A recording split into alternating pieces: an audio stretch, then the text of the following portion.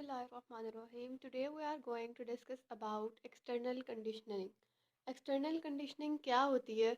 मतलब external conditioning जो है वो एक ऐसा प्रोसेस है जिसके थ्रू हम लोग बॉयलर फीड वाटर को बॉयलर के अंदर डालने से पहले उसको एक ट्रीटमेंट करते हैं जिसको हम कहते हैं एक्सटर्नल कंडीशनिंग। ठीक है, एक्सटर्नल हम इसको इसलिए कहते हैं क्योंकि हम बॉयलर में डालने से पहले उस वाटर को जो है उसका ट्रीटमेंट कर रहे होते हैं, उसको प्योरीफाई कर रहे होते हैं डिफरेंट प्रोसेसेस के थ्रू।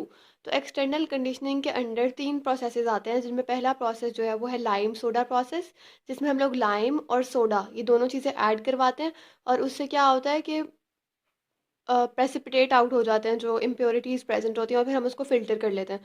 तो ये तो एक सिंपल प्रोसेस है जो हम लोग काफ़ी अरसे से पढ़ते आ रहे हैं। ठीक है, उसके बाद जो हमारे पास नेक्स्ट प्रोसेस है वो आयन एक्सचेंज प्रोसेस है।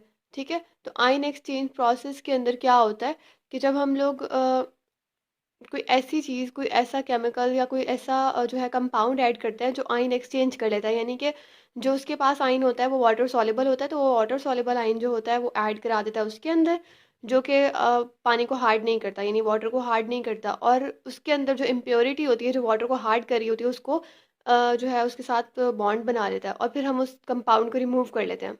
ठीक है, तो इसका भी हम फर्दर पढ़ेंगे आगे। और थर्ड प्रोसेस जो है वो है डीमिनरलाइजेशन प्रोसेस। डीमिनरलाइजेशन प्रोसेस में हम लोग क्या करते हैं? डीमिनरलाइजेशन प्रोसेस में हम मिनरल्स रिमूव करते हैं उसमें से। ठीक है, तो हमने 3 प्रोसेस पढ़े, लाइम सोडा प्रोसेस और जियोलाइट प्रोसेस। ये जो मैंने आयन एक्सचेंज वाला आपको बताया वो जियोलाइट प्रोसेस के अंडर आता है, यानी कि ये भी हम आगे पढ़ेंगे। डीमिनरलाइजेशन प्रोसेस क्या होता है कि जिसके अंदर मिनरल्स रिमूव होते हैं। अगर हम बात करें पहले वाले प्रोसेस की, तो जिस तरह मैंने आपको बताया कि उसमें क्या होता है कि हार्डनेस कॉजिंग आयंस जो होते हैं, यानी कि जो इम्प्योरिटीज़ प्रेजेंट होती हैं वो रिमूव हम कर लेते हैं।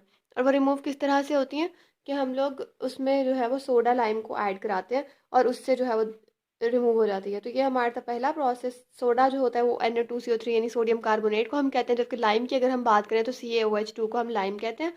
तो हम ये दोनों चीज़ें ऐड कराते हैं। ठीक है, और सेकंड और थर्ड प्रोसेस की अगर हम बात करें तो वो आयन एक्सचेंज मैकेनिज्म पे बेस करते हैं, यानी उनमें आयन एक्सचेंज होते हैं। तो हम देखते हैं कि क्या होता है। पहला प्रोसेस जो हमारे पास है, अगर हम आयन एक्सचेंज की बात करें ना, उनमें अगर केटाइंस एक्सचेंज होंगे तो हम उनको कहेंगे ये केटाइन एक्सचेंजर्स हैं, जबकि अगर एनाइन एक्सचेंज होंगे मॉलिक्यूल्स के दरमियान तो हम कहेंगे एनाइन एक्सचेंजर्स हैं। ठीक है, तो दो वाटर ट्रीटमेंट के अंडर केटाइन एक्सचेंजर्स भी हो सकते हैं और एनाइन एक्सचेंजर्स भी, यानी दोनों प्रोसेसेस हो सकते हैं। केटाइन और एनाइन में से जो भी चीज़ वाटर के अंदर हार्डनेस कॉज करिए उसको रिमूव करने के लिए, चाहे वो केटाइन हो या एनाइन हो, हम दोनों चीज़ें रिमूव करा सकते हैं। तो इसमें हमने पढ़ लिया कि लाइम सोडा प्रोसेस क्या होता है। नेक्स्ट प्रोसेस की तरफ आते हैं जो है जियोलाइट प्रोसेस, जिसको हम परम्यूटेड प्रोसेस भी कहते हैं। ठीक है, परम्यूटेड प्रोसेस या जियोलाइट प्रोसेस क्या होता है, ये पढ़ने से पहले हम लोग पढ़ेंगे कि जियोलाइट क्या होता है, जियोलाइट इटसेल्फ क्या होती है। तो जियोलाइट जो होते हैं वो हाइड्रेटेड एल्यूमिनो सिलिकेट मिनरल्स होते हैं। हाइड्रेटेड हम क्यों कह रहे हैं? क्योंकि एल्यूमिनियम के साथ भी वाटर लगा हुआ होगा, सिलिकेट के साथ यानी सिलिकॉन के साथ भी वाटर लगा हुआ होगा। ठीक है, और एल्यूमिनियम के साथ भी वाटर लगा होगा।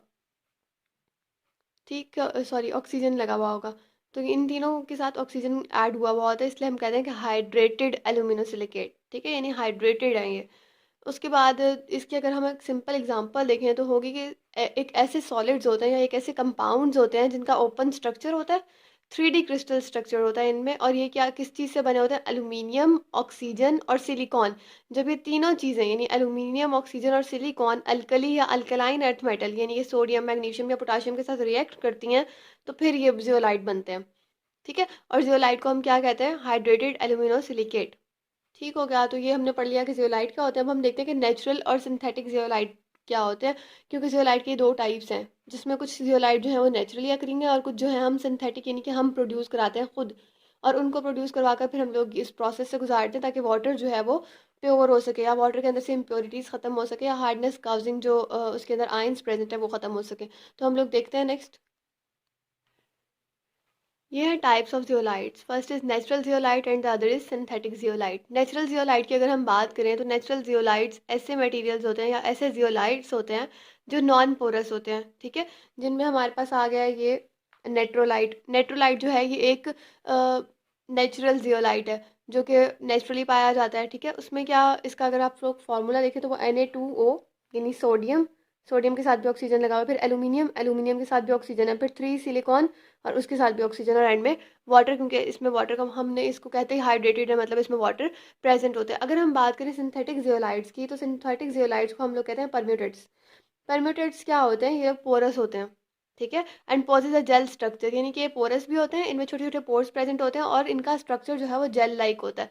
For example sodium zeolite, synthetic zeolites have higher exchanging capacity per unit weight, यानी कि जो सिंथेटिक जियोलाइट्स होते हैं ना, हम मोस्टली सिंथेटिक जियोलाइट्स यूज़ करते हैं फॉर वाटर ट्रीटमेंट। क्यों? क्योंकि इनमें आयंस को एक्सचेंज करने की कैपेसिटी पर यूनिट वेट ज़्यादा होती है बनस्बत नेचुरल जियोलाइट्स के।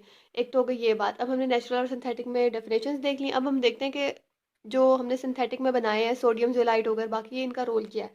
तो सोडियम जियोलाइट जो है ये वाटर सॉफ्टनिंग एजेंट के तौर पे यूज़ होता है, क्योंकि हमें पता है कि सोडियम अगर वाटर में हो तो सिर्फ और सिर्फ सोडियम जो है वाटर में हार्डनेस कॉज नहीं कर सकता, कार्बोनेट्स कॉज करते हैं ना, ठीक है। तो फिर हमने क्या कहा कि they have generally chemical formula as Na2O।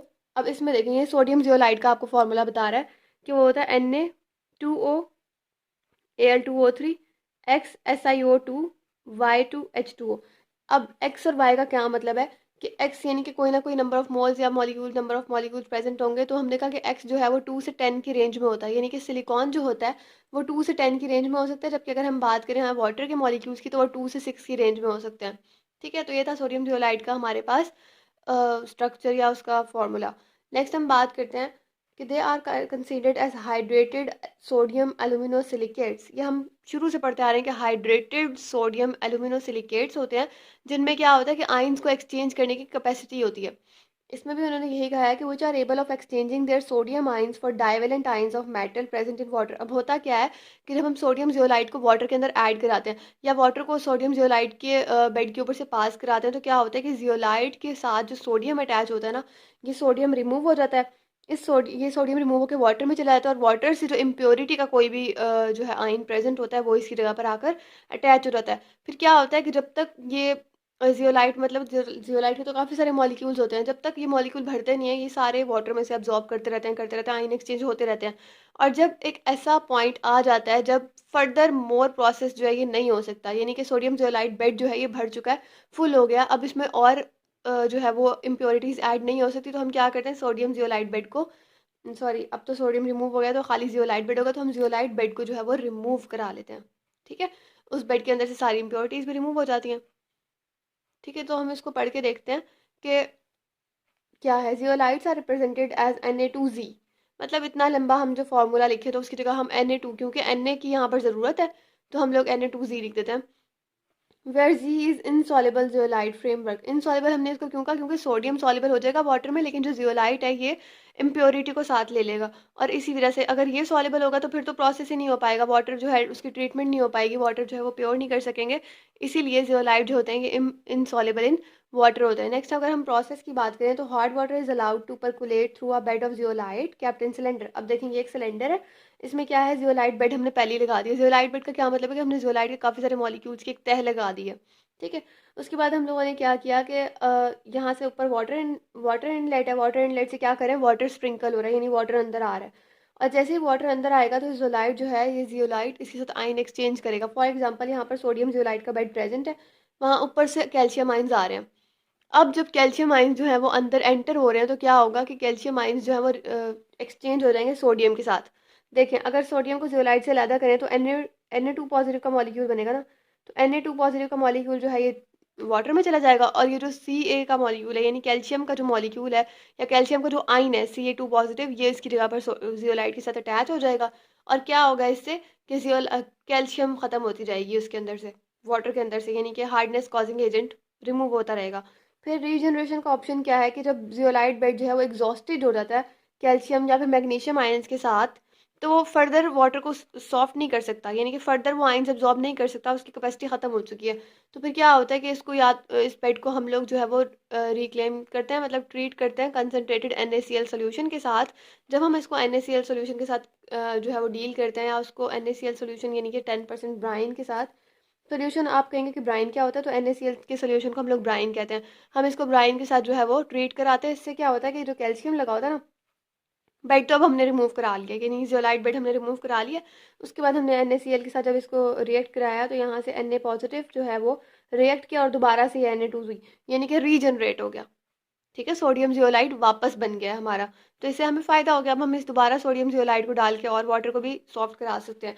तो ये था हमारे पास जियोलाइट का प्रोसेस। जो हम किस तरह से करवाते हैं वाटर को ट्रीट। और आपने ये बात याद रखनी है कि जो जियोलाइट का प्रोसेस है या जिसको हम परम्यूटेट भी कहते हैं, ये प्रोसेस जो है हम वाटर को बॉयलर के अंदर ऐड कराने से पहले करवाते हैं। ठीक है, यानी वाटर को पहले सॉफ्ट करते हैं फिर बॉयलर के अंदर डालते हैं ताकि बॉयलर ख़राब ना हो। इसीलिए इस प्रोसेस को हम कहते हैं एक्सटर्नल कंडीशनिंग।